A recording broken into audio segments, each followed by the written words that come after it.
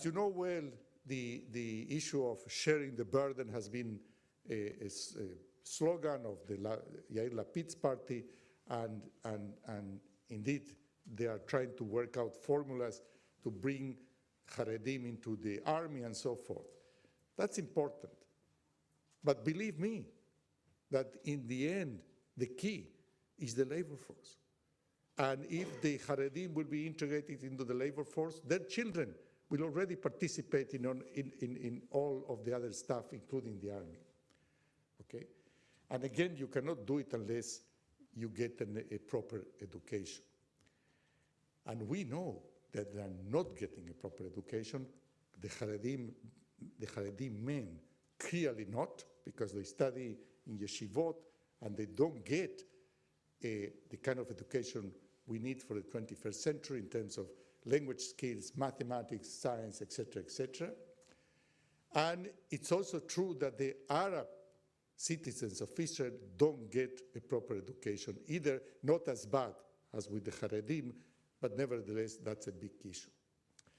So what I want to propose to you is that taking action in order to address the social tensions in Israel means, among other things, it's not the only thing, but it's the key for the future, is making sure that the Arab minority in Israel, the Arab citizens, the Arab young people, and the Haredim, that together constitute 50% of the young people, the children now, and therefore the future adults, that they get the same playing ground in terms of skills, education, employment, and so forth, in order to be part and parcel of Israeli society.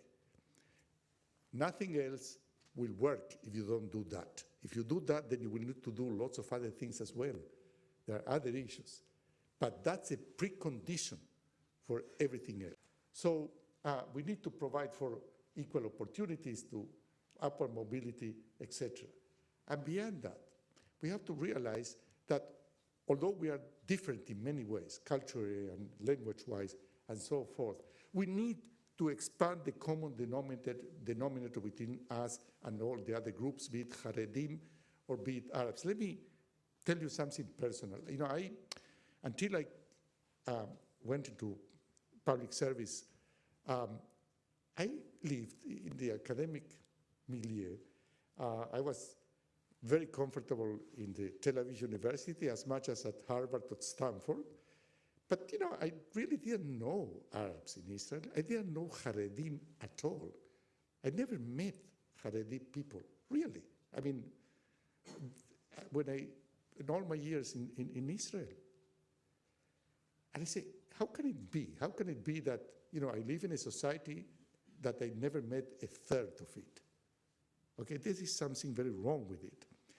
And we need to get to know each other. We need to expand the common denominator, and we can do it. One of the great experiences I'm having in my job is that I get to meet these people. And you know what? They're like us. Big surprise. You know, they are similar dreams, similar aspirations, you know, both Haredim and Arabs. You know, all the stereotypes that we have built in our heads and that are cultivated by the press and by politics and so forth, they're plain wrong. I mean, particularly with the young people, I must say, with students. It's fascinating to meet them and to see who they really are. We need to provide de facto equal opportunities. We need to build bridges. We need to get to know each other much better. And I strongly believe that that's kind of what is going to contribute greatly to build a just and resilient Israeli society. And you can partake into that. Thank you very much.